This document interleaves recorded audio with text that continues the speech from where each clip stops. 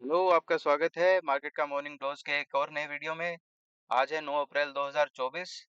सबसे पहले right hand side पे आपको दिखाई दे रहा होगा ग्लोबल मार्केट्स का सेगमेंट। इसके अंदर गिफ्ट निफ्टी कल जो चढ़ के बंद हुआ है वो है 70 पॉइंट और 0.32%। मॉर्निंग में 20 पॉइंट और ऊपर दिखा रहा है। ओवरऑल 90 पॉइंट ऊपर गिफ्ट निफ्टी ट्रेड कर रहा है कल की क्लोजिंग के बाद से। ये हमें संकेत दे रहा है 90-100 पॉइंट के गैप अप का निफ्टी में। यूएस मार्केट्स आपको जैसा कि स्क्रीन पे दिखाई दे रहा होगा, डाउ जोन्स, S&P 500, यूएस 100 और यूएस 2000 चारों ही इंडाइसेस मोरलेस फ्लैट ट्रेड करके बंद हुए कल, और मॉर्निंग में भी फ्लैट ही हैं। FTSE 100 में कल 0.4% की तेजी हुई है, मॉर्निंग में 0.12% डाउन ट्रेड कर रहा है, ऑलमोस्ट फ्लैट ही है ये भी। ऑस्ट्रेलियन मार्केट्स ASX 200 इंडेक्स इनका जो है ये 15 पॉइंट ऊपर चढ़कर ऑलमोस्ट फ्लैट बंद हुआ। मॉर्निंग में भी फ्लैट ही ट्रेड कर रहा है। जापानीज निकेई 304 पॉइंट की बड़ी तेजी के साथ बंद हुआ, और मॉर्निंग में 72 पॉइंट्स लगभग 0.2% ऊपर ट्रेड कर रहा है। हैंग सेंग कल फ्लैट था 0.05% की बढ़त के साथ, आज मॉर्निंग में 0.2% ऊपर ट्रेड कर रहा है। तो ओवरऑल हमें क्या समझ आ रहा है इससे कि निफ्टी में आज गैप अप हो सकता है। ग्लोबल सपोर्ट बना हुआ है, पिछले कुछ टाइम से ग्लोबल मार्केट्स में अच्छी तेजी हुई है, और अब भी कल जो मार्केट सुस्ताए हैं उसमें भी गिरे नहीं है, फ्लैट ट्रेड किया है। और जापानीज मार्केट्स तो अच्छी खासी तेजी में बने ही हुए हैं पिछले 3-4 दिन से। तो एशियन मार्केट्स का सपोर्ट है बुलिश साइड पे। ग्लोबल मार्केट्स फ्लैट रहे, लेकिन उसे हम एक दिन का करेक्शन, टाइम करेक्शन मानेंगे। हो सकता है आज इसमें तेजी रिज्यूम हो जाए। आगे बढ़ते हैं इंस्टीट्यूशनल एक्टिविटी की तरफ। तो हमारे डीआईएस ने 3,470 करोड़ की खरीदारी की है। इस खरीदारी में खास बात ये है कि ये पूरी खरीदारी स्क्रीन पे हुई है। स्क्रीन पे होने का मतलब है कि ये लाइव मार्केट में खरीदा गया है। मैंने कल का ब्लॉक डील्स का डेटा चेक किया था, कोई भी ब्लॉक डील्स नहीं है इसमें इतनी बड़ी। ज्यादातर जो ये खरीदारी हुई है ये लाइव मार्केट में करी गई है, और ये बहुत ही अच्छा तेजी का संकेत है। ब्लॉक डील दोस्तों तभी होती है जब कोई कहीं बेचना चाह रहा होता है बड़ी क्वांटिटी, और उसको कोई खरीदता है तो वो एक ब्लॉक डील बन जाती है। ये हमारे जनरली प्री मार्केट में जैसे 9 से 9:15 के आसपास करी जाती है। आफ्टर मार्केट में भी कई बार ये ट्रेड्स होते हैं, लेकिन यह जो 3,470 की जो खरीदारी ऑन स्क्रीन हुई है ये दिखाता है कि डोमेस्टिक इन्वेस्टर्स फोमो बाइंग कर रहे हैं। और निफ्टी बैंक निफ्टी का ब्रेकआउट जैसे कि आगे के चार्ट्स पे आपको दिखाई देगा, कल के वीडियो में भी आपने देखा होगा, ये इनको डरा रहा है। ये पीछे रह गए हैं, पीछे कुछ माल इन्होंने बेचा था। ये जब खरीदते हैं इस तरीके से, तो मैंने अपने एक्सपीरियंस में देखा है कि ये होल्ड करके चलते हैं। तो तेजी पे विश्वास करके हम चल सकते हैं इस डेटा के आधार पे, और ग्लोबल मार्केट्स के सपोर्ट के आधार पे भी। एफआईआईज देखेंगे तो कैश मार्केट में 684 करोड़ का माल बेचा है, और स्टॉक फ्यूचर 623 करोड़ के खरीद लिए हैं। तो ये फ्लैट हो गया, यहाँ बेच दिया, वहाँ उतना ही खरीद लिया। लेकिन इंडाइसिस में इंटरेस्टिंग एक्शन है। निफ्टी में 1168 करोड़ की बड़ी खरीदारी की है, बैंक निफ्टी में 75 करोड़ की, फिन निफ्टी में 4 करोड़ बेचे हैं, और मिड कैप निफ्टी में 24 करोड़ की खरीदारी की है। तो ऑल इन ऑल एफआईआईज कल बुलिश रहे हैं। मेनली इन्होंने इंडेक्स फ्यूचर्स खरीदे हैं कल। ओआईज में आज भी कोई खास चेंज नहीं आया है, फ्लैट ही रहे हैं, शॉर्ट और लॉन्ग साइड दोनों तरफ। कोई नई ओपन इंटरेस्ट एक्टिविटी ऑप्शंस में नहीं हुई है।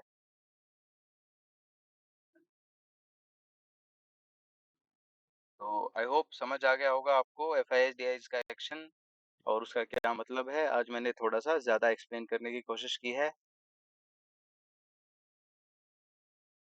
आगे बढ़ते हैं चार्ट्स की तरफ। स्क्रीन पे जो आपको दिखाई दे रहा है ये है निफ्टी 50 का चार्ट, आर्ली चार्ट है ये।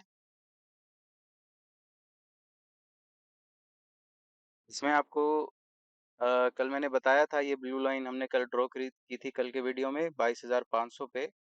ये एक रेजिस्टेंस था, इसको ब्रेकआउट आज कल सुबह-सुबह आ गया फर्स्ट कैंडल पे ही और मैंने बताया था कि अगर ऐसा होगा तो मैं बाइंग करूँगा।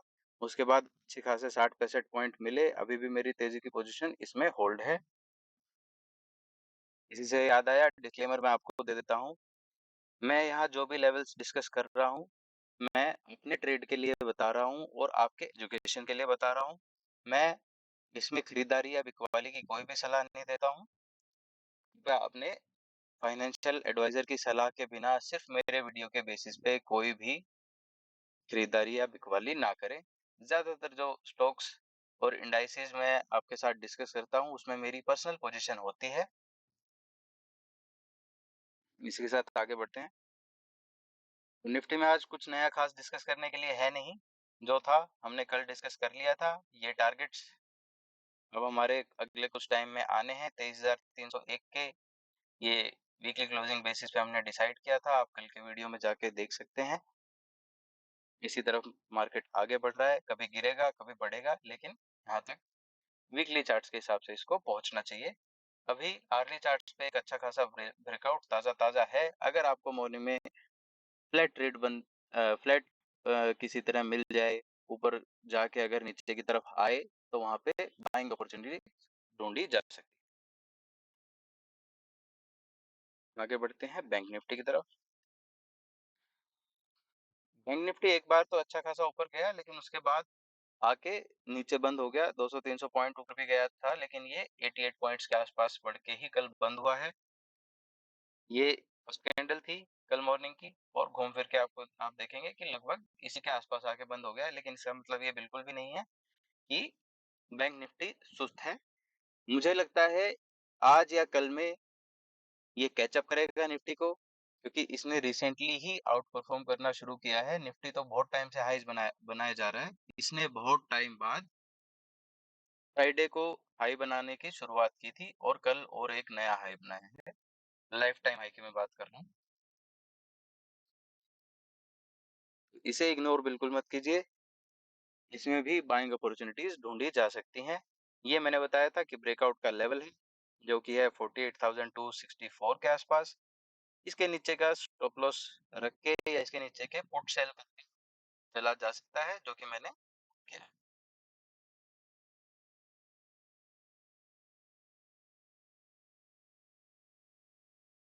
निफ्टी सिमिलर है बैंक निफ्टी की तरह ही। मिड कैप निफ्टी में कल हमारा टारगेट बस उसके आसपास आते आते रह गया। हमारा जो टारगेट था वो 10,992 का था, लेकिन आ, खुला 10,968 के आसपास। उसके बाद उसके ऊपर नहीं गया, उसके नीचे ही ट्रेड करता रहा। तो डेली चार्ट्स पे देखोगे तो इसमें open is equal to high वाला कैंडल आपको दिखाई देगा। यहाँ पे ये रहा। नीचे भी आया है कल बहुत, लेकिन नीचे से पूरा रिकवर होके और कल के लेवल्स के ऊपर जाके, परसों के लेवल के ऊपर जाके ही बंद हुआ है। ये भी एक स्ट्रेंथ का साइन है। इसमें भी बना रहा जा सकता है इन लेवल्स तक के लिए, जो कि है 11,070 के। इसके ऊपर अगर मिड कैप निफ्टी निकलता है तो एक और बड़ा ब्रेकआउट आएगा इसमें, और 1000 पॉइंट के आसपास की एक और तेजी इसमें देखने को मिलेगी अगले कुछ दिनों में।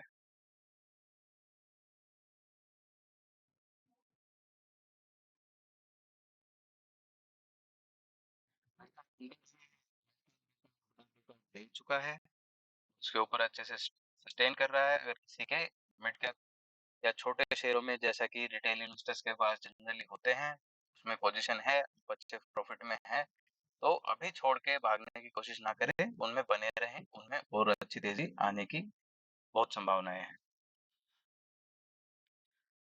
स्मॉल कैप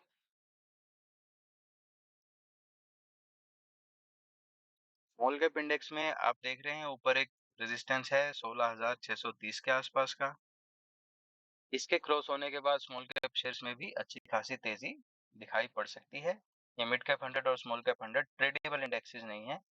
इनके अंदर एफ एंड ओ की ट्रेडिंग नहीं होती है, तो इनको हम सिर्फ अपनी कैश मार्केट की पोजीशंस को उसके बारे में डिसीजन लेने के लिए ही इस्तेमाल करते हैं।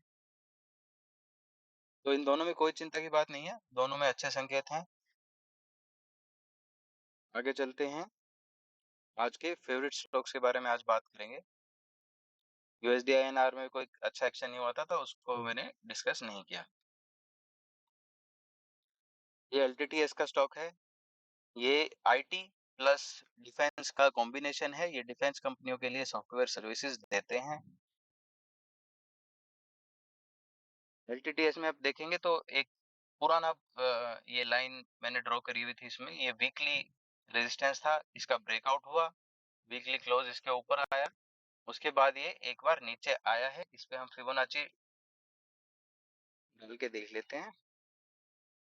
हमेशा की तरह हर चीज में हम क्लोज टू क्लोज ही मार्क करते हैं, इसलिए लाइन चार्ट पे ही हम मार्क करेंगे। फिबोनाची का इस्तेमाल ऐसे किया जाता है कि हम पहचान ले कि बुलिश चार्ट में जब भी छोटा मोटा करेक्शन आता है तो वो कहाँ तक आएगा और उसमें हम कहाँ एंट्री ले सकते हैं।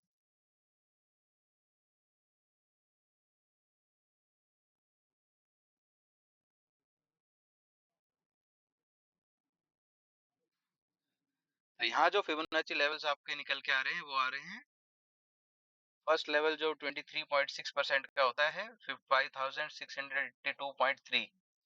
फिबोनाची का जादू देखिए, ठीक इसी पॉइंट पे टच करके और वापस ऊपर की तरफ घूमते हुए हमें ये दिखाई दिया है।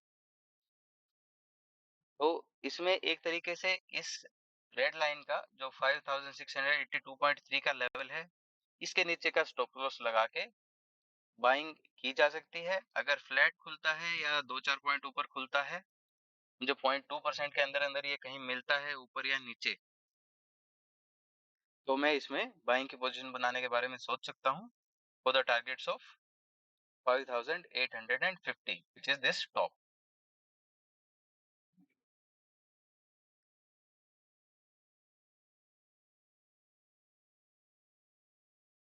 अगला स्टॉक है श्रीराम फाइनेंस। श्रीराम फाइनेंस में अच्छी वॉल्यूम एक्टिविटी हुई है और ये छोटा सा इसका रेजिस्टेंस था जिसको इसने ब्रेकआउट दिया था।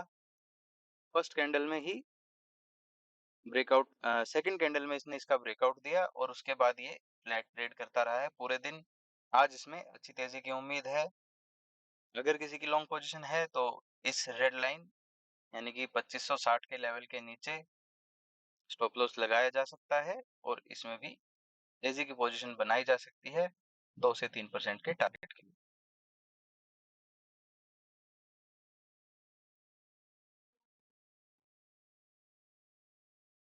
हिंदुस्तान एरोनॉटिक्स,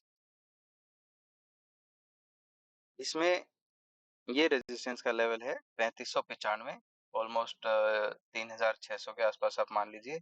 3602.25 का प्रिसाइजली ये लेवल है।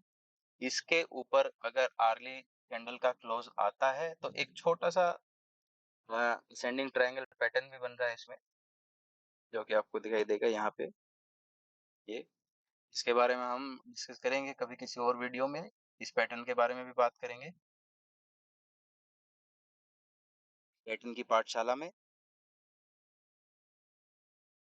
अगर इसको ये ब्रेकआउट देता है तो इस पैटर्न की जो डेप्थ है यहाँ से लेके यहाँ तक की, इतने टारगेट के लिए हम इसमें ट्रेड करेंगे। इस लाइन के नीचे का वापस हम स्टॉप लॉस लगा लेंगे, इसके ऊपर ब्रेकआउट होने के बाद ही इसमें खरीदारी करेंगे।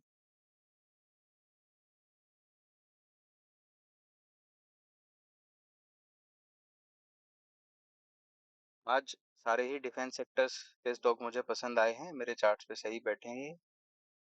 इसमें भी ये लेवल है, इस लेवल के ऊपर अगर ये निकलता है तो सिमिलर एचएल जैसा ही इसने पैटर्न बनाया है बीएल ने। अगर ये इसके ऊपर निकलता है तो हम इसमें भी बाइंग कर सकते हैं। लगभग 2 से 3% की तेजी के लिए 1% नीचे के आसपास हम इसमें स्टॉप लॉस लगा के चलेंगे, जो कि लगभग इस लाइन के नीचे ही आएगा।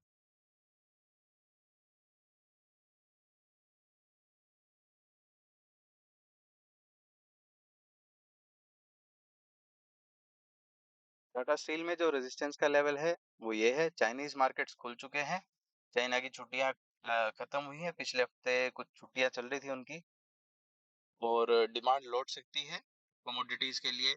तो मेटल सेक्टर में वैसे भी ब्रेकआउट हुआ था वीकली लेवल पे, इसमें भी हम लॉन्ग पोजीशन बना के चल सकते हैं इस लेवल के ऊपर, जो कि है एक 164.9 का 165 के ऊपर ही समझ लीजिए। अगेन इसमें भी वही 2 से 3% की तेजी और नीचे 1% के आसपास का रिस्क।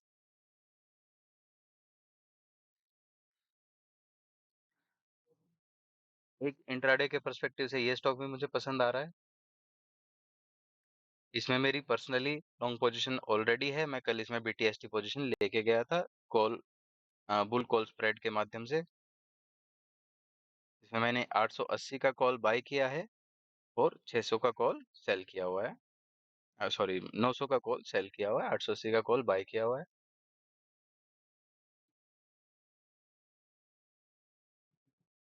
ये है दोस्तों जेएसडब्ल्यू स्टील।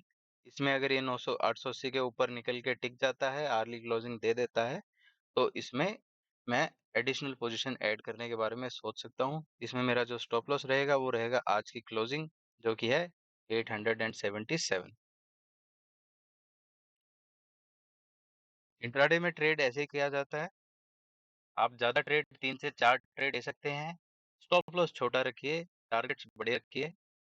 इंट्राडे में अगर किसी को ट्रेड करना है तो उसका यही तरीका होता है इंट्राडे बीटीएसटी का। आर्ली या 30 मिनट चार्ट्स पे इस तरीके से आप रेंजेस और रेजिस्टेंसेस और सपोर्ट्स को मार्क करके अपने डिसीजंस ले सकते हैं। ब्रेकआउट के बाद उन्हीं के नीचे का आप स्टॉप लॉस लगा लीजिए। ऊपर 2 से 3% से ज्यादा की उम्मीद नहीं करनी चाहिए। कभी कभी स्टॉक्स 10% होते हैं। आज के लिए ज्यादा हो रहे हैं क्योंकि मार्केट बहुत ही बुलिश है, लेकिन लॉन्ग टर्म में हमें 2 से 3% पे इंट्राडे में अपना प्रॉफिट लेके निकल जाना चाहिए। 2% बहुत होता है। ज्यादातर लोग इंट्राडे में ऑप्शंस और फ्यूचर्स में ही ट्रेड करते हैं। तो फ्यूचर्स में 2% का मतलब 20,000 रुपए के आसपास हो जाता है। एट द मनी ऑप्शंस में आप खरीदते हैं तो 2% का मतलब 10-12 हज़ार रुपए के आसपास आपके बन जाते हैं। तो इंट्राडे में ये बहुत होता है। इससे ज्यादा की उम्मीद नहीं रखनी चाहिए। स्टॉप लॉस के नीचे कभी भी होल्ड नहीं।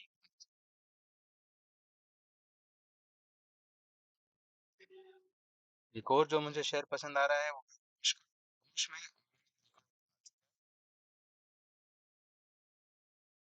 21,055 के ऊपर ये ब्रेकआउट, अगर इसके ऊपर आज ये फ्लैट कहीं क्लोज होके की जा सकती है 30,900 का इसमें हम लगाएंगे स्टॉप और लगभग 2 से 3 दिन के लिए।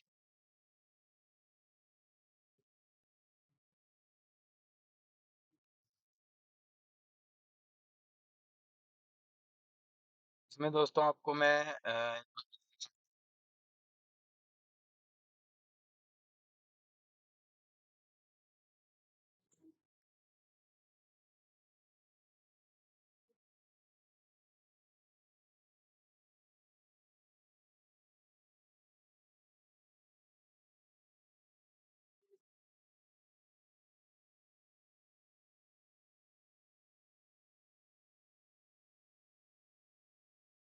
वीकली चार्ट्स पे आप यहाँ देख पाएंगे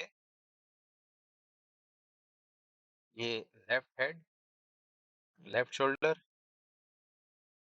हेड एंड राइट शोल्डर। ये एक पैटर्न बना था इसमें हेड एंड शोल्डर का। इसकी जो डेप्थ थी उसको मार्क करके प्रोजेक्ट निकाला, जो कि ये टारगेट था 6,165 का। ये टारगेट कल पार हुआ है। ये टारगेट्स भी पैटर्न्स के जो टारगेट्स होते हैं, टारगेट्स भी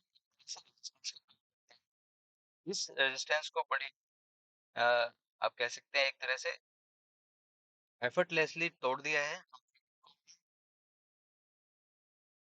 और इसके ऊपर ये सस्टेन कर रहा है। इस तरह के स्टॉक्स जो एक दिन में 10-10% बढ़ जाते हैं, इसमें से आमतौर पे रिटेल इन्वेस्टर्स अपने प्रॉफिट बुक और ये स्ट्रॉन्ग हैंड्स में होते हैं। इस तरह के स्टॉक्स में और भी बड़ी तेजी बनने की उम्मीद होती है। सब लोग यही सोच रहे हैं कि ये सोच बिल्कुल गलत है। डाउन फिलहाल फिलहाल आप 3-4% या किसी और भी अलग अमाउंट भी हो सकता है, 5% एक अच्छी खासी स्टॉक ऊपर ही और वापस नीचे की तरफ ना आए उस दिन के लिए, जैसा कि इसमें हुआ है, ये आपको एक गैप दिख रहा है। इस तरह के रणनीति जल्दी से फिल नहीं होते या कई बार देखते हैं कि तो इन स्टॉक्स में आगे से तो उम्मीद कर सकते हैं इसका लेवल नौकरी में जल्दी से छोटा ट्रेड किसी को लेना तो ये 6100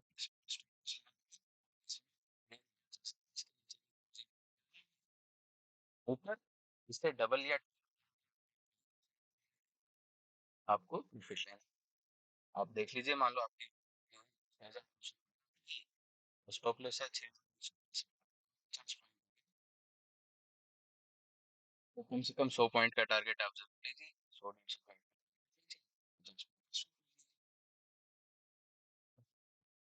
बाकी आइडियली ये निवेश के इसके अंदर एक कैश मार्केट में छोटा मोटा बाइंग करके इसके 5-6 शेयर खरीद के रखे जा सकते हैं, लॉन्ग टर्म के लिए इसको होल्ड किया जा सकता है। इसकी पूरी पूरी संभावनाएं हैं कि एक बड़ा शेयर बन जाए। इसी के साथ दोस्तों आज का वीडियो समाप्त करते हैं। आपका टाइम देने के लिए बहुत बहुत धन्यवाद।